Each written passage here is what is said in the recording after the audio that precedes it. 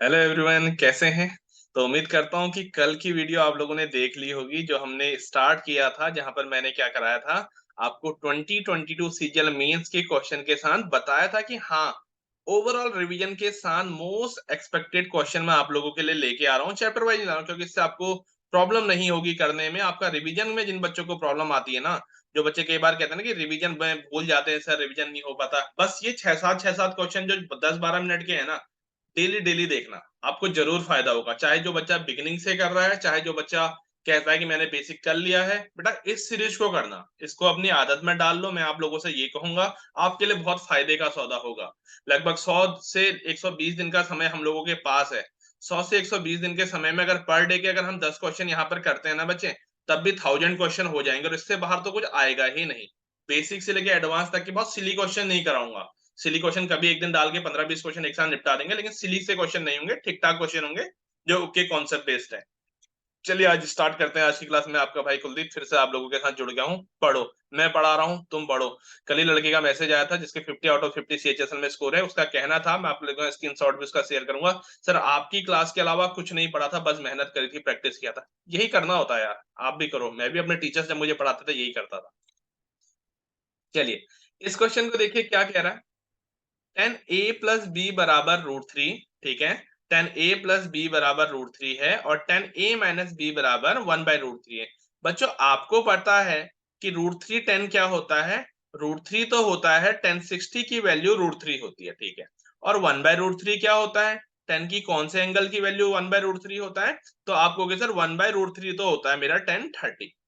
तो क्या बच्चों, मैं डायरेक्ट यहाँ पर कंपैरिजन करके ये नहीं कह सकता हूं कि वन प्लस ए प्लस बी बराबर 60 डिग्री होगा, और ए माइनस बी बराबर क्या होगा मेरा, कितना होगा आपका 30 डिग्री होगा। तो इन दोनों को सॉल्व करके ए बराबर मेरा 45 डिग्री आएगा, और बी बराबर मेरा क्या आएगा, आपका 15 डिग्री आएगा। बच्चों अब कहोगे सर इतना बेसिक क्वेश्चन, तो एक बात ध्यान रखना, जब जब पेपर आसान आया है तब तब लंका लंका डूबी है। इस बात को हमेशा याद रखना। जब पेपर ऐसा आने लगेगा ना, फिर बाकी सब्जेक्ट बहुत इंपॉर्टेंट हो जाएंगे। मैं अब कभी नहीं कहूंगा, पहले कहा करता था 3 साल पहले की जीएसएम, अब हर सब्जेक्ट इंपॉर्टेंट है। तो ये यहां से कर लो, और बाकी सब्जेक्ट पे अलग से बैठ के मेहनत करो। ये क्वेश्चन बहुत प्यारा क्वेश्चन था, कॉन्सेप्ट का क्वेश्चन था, क्या था, बहुत अच्छा क्वेश्चन था मेरे। A man invested 8,000 rupee each in two banks for 3 year. एक आदमी ने ना दो बैंकों में 8-8 हजार रुपये दो बैंकों में लगा दिए, ठीक है। और दोनों ही बैंकों में उसने क्या लगाए हैं, आपके 3-3 साल के लिए पैसा लगाया है, okay. The difference between the interest receive after 3 year, जब दोनों बैंकों से इंटरेस्ट उसे मिला होगा, यहां से इंटरेस्ट मिला एक्स, यहां से इंटरेस्ट मिला वाई, इन दोनों के बीच का जो डिफरेंस है वो कहा है 800 रुपया है, कहा है। तो आपसे बोला है difference between the rate of interest, तो उसकी ब्याज दरों के बीच का अंतर ज्ञात करें। बेसिक कॉन्सेप्ट था। कॉन्सेप्ट क्या था, कॉन्सेप्ट कहता है कि S I for every year same, हर साल का एस आई बराबर होगा। तो यानी हर साल का डिफरेंस भी बराबर ही होगा। अगर 3 साल में डिफरेंस आपका 800 रुपया बन रहा है, तो एक साल में आप कहोगे डिफरेंस बन रहा होगा 800/3। तो आपने देखा कि एक साल में मेरा डिफरेंस बन रहा है 800/3, कितने साल में, एक साल में बन रहा है। और किस रुपये पे बन रहा है, 8,000 रुपये पे बन रहा है। तो रेट तो नहीं पता, रेट तो नहीं पता, इनटू टाइम है 1/100। तो यहां पर आपने देखा जीरो से जीरो कट गया, 80 से ये कट जाएगा 10/3, यानी रेट, रेट बराबर यहां पर आ रहा है 3 1/3। मेरे प्यारे बच्चों ये रेट क्या आएगा, ये difference of rate of interest तो आएगा ना, difference of rate of interest तो आएगा ना, क्योंकि यहां पर आपने डिफरेंस ऑफ इंटरेस्ट ही तो पुट किया था 1 ईयर का। हाँ, मैंने 1 ईयर का जब रेट का इंटरेस्ट का डिफरेंस रखा था, तो ये जो परसेंट दिखा रहा होगा, ये भी difference of rate of interest दिखा रहा होगा। तो बहुत बेसिक कॉन्सेप्ट है, बहुत अच्छा क्वेश्चन था। ऐसे कॉन्सेप्चुअल क्वेश्चन को तो मैं वेलकम करता हूँ कि हाँ, बेस क्लियर है, जल्दी से भी हो जाता है, अच्छा था। आगे बढ़ते हैं, इसको समझिए क्या कह रहा है question. A man can go 10 hours per kilometer in still water, speed of current is 4.5 kilometre per hour. एक व्यक्ति शांत जल में 10 किलोमीटर प्रति घंटे की चाल से, और धारा की गति इतना किलोमीटर प्रति घंटे है, तो वो धारा के अनुकूल की तुलना में धारा के प्रतिकूल 2 घंटे समय ज्यादा लेता है। 1 मिनट, हाँ, he takes 2 hours more than upstream than the downstream। ठीक है, कह रहा है कि धारा के साथ ऊपर को जाने में ज्यादा समय लेता है बजाय नीचे को जाने की। तो डिस्टेंस बताइए बच्चों। देखो स्पीड की बात करता हूं, ठीक है। एक बी यानी speed of boat in still water, रुके हुए पानी में आपकी व्यक्ति की या नाव की चाल 10 है। और डब्ल्यू यानी धारा की चाल होती है, मैं कम कम चीजें लिखता हूं, आप लिख सकते हो जो मैं बोलता हूँ 4.5 है। तो बच्चों डी यानी डाउन स्ट्रीम यानी धारा के साथ जो नाव की चाल हो जाएगी वो क्या हो जाएगी, जुड़ के बनती है 14.5। और यही जब अपस्ट्रीम जाओगे, धारा के विपरीत जाओगे, तो यही चाल जो होती है आपकी घट के बनती है, वो बनेगी आपकी 5.5। लेट सपोज ऊपर को मैं x डिस्टेंस गया था, ऊपर को मैं x डिस्टेंस गया था, स्पीड से गया था कितनी 14 पॉइंट ना सॉरी, ऊपर को जाने वाली स्पीड क्या होगी मेरे प्यारे बच्चों, ऊपर को जाने वाली स्पीड क्या होगी, आप जानते हैं कि ऊपर को जाने वाली, चलो उसको इसलिए नीचे को जाने वाली स्पीड है, ठीक है। 14.5 लिख दिया था मैं, नीचे को जाने वाली स्पीड। ये है टाइम जो डाउन स्ट्रीम नीचे को जाते समय लगेगा। और आपसे कहा एक टाइम ऊपर को जाते समय जो लगेगा वो भी x दूरी है, दूरी बटे, और वहां पर चाल क्या हो जाएगी 5.5 हो जाएगी, ये ऊपर को जाने वाला समय।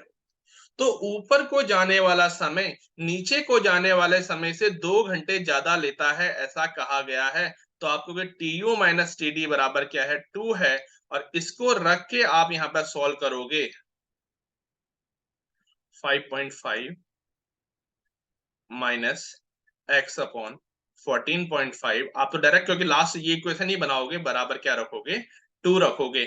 इसको सॉल्व करोगे मेरे प्यारे बच्चों, क्या आ जाएगा आपका, आपका 9x बराबर क्या आएगा, 14.5x में से आपका 5.5 जाएगा, बराबर आ जाएगा आप लोगों का 5.5 इंटू 14.5 इंटू 2। और इसको आप लोग सॉल्व करके x का मान यहाँ पे निकाल लेंगे, ठीक है ना, क्लियर है।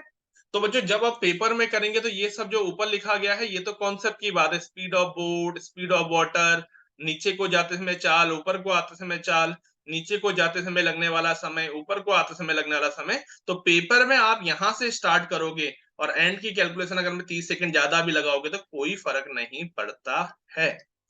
आगे बढ़ो। अच्छा कॉन्सेप्चुअल क्वेश्चन है।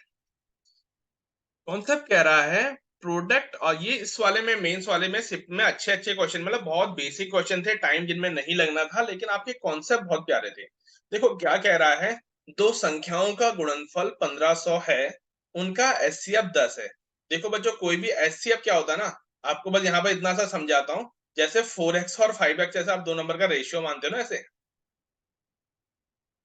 तो इसमें जो आपका हाईएस्ट कॉमन फैक्टर यानी दो दोनों में ज्यादा से ज्यादा बड़ा सा बड़ा जो कॉमन होता है वो एचसीएफ बनता है।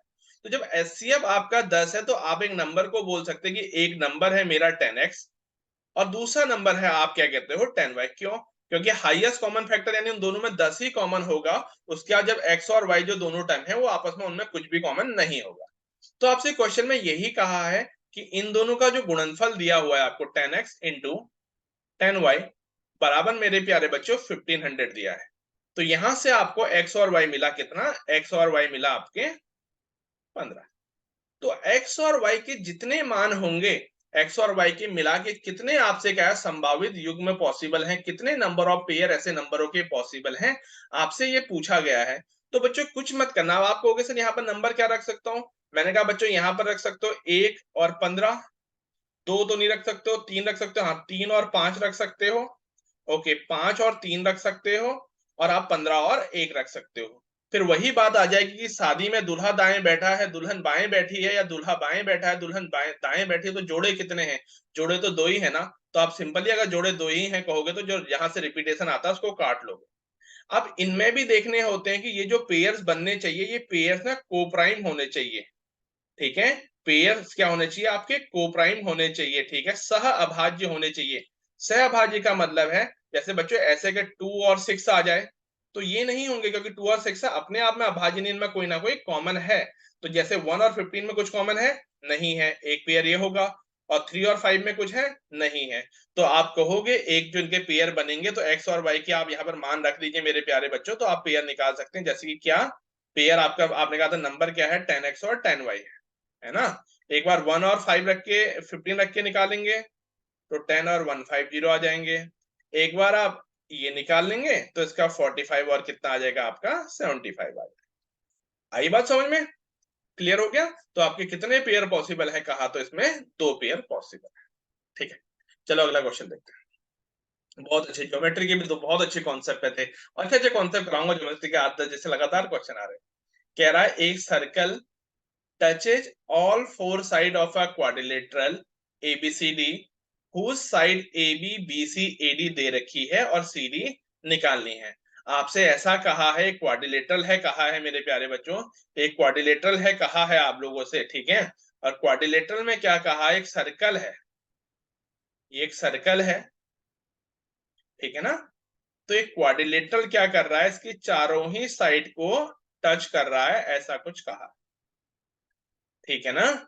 जब ऐसा कहता है मेरे प्यारे बच्चों, हमेशा ध्यान रखना, हमेशा ध्यान रखना कॉन्सेप्ट यहां पर बनता है। कॉन्सेप्ट कहां से बना है, तो कॉन्सेप्ट यहां पर कॉन्सेप्ट क्या लगा है वो भी बता देता हूं। कॉन्सेप्ट वाला है मेरे प्यारे बच्चों, कौन सा वाला सर, जो कहता है कि एक पॉइंट से किसी सर्कल पे डाले जाने वाली जो आपकी क्या है टेंजेंट्स है वो इक्वल होती है, कहता है।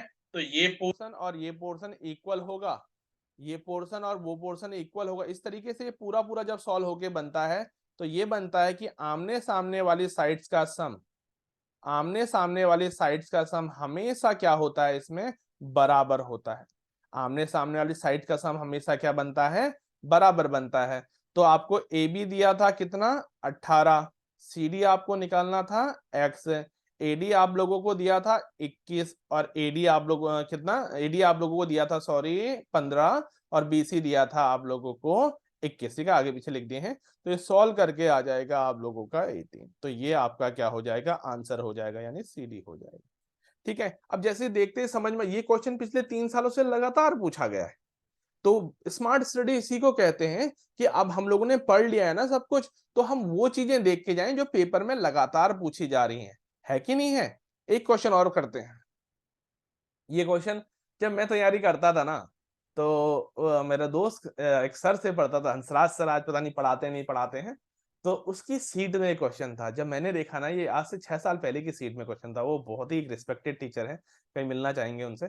तो उसी सीट का क्वेश्चन है, आपसे क्या कहा है, A B C are the 3 point such that, ABC क्या है, 3 पॉइंट है, सच दैट ए बी ये दिया है, एसी ये दिया है और बीसी ये दिया है, तो नंबर ऑफ सर्कल कितने पास होंगे। गौर से देखना, यहां पर जो दिया रहता है ना आपको हमेशा, एसी ए बी कितना दिया था आपका, ए बी दिया था 20, ए बी दिया था कितना बच्चों 20। तो आप देखिए जो एसी और बीसी है ना, एसी और बीसी है वो उसी का ब्रेक करके दिया हुआ है। गौर से देखोगे 11 और 9 कितना हुआ जोड़ के 20 हुआ है, यानी आप कह सकते हो कि सी कहीं पर पॉइंट है बीच में, बीच में, यानी एसी 11 है ऐसा कह सकते हैं, और ये 9 है, और ये अपने आप में 20 की कंडीशन को सेटिस्फाई, ये कोलिनियर है, यानी एक संरेखी है।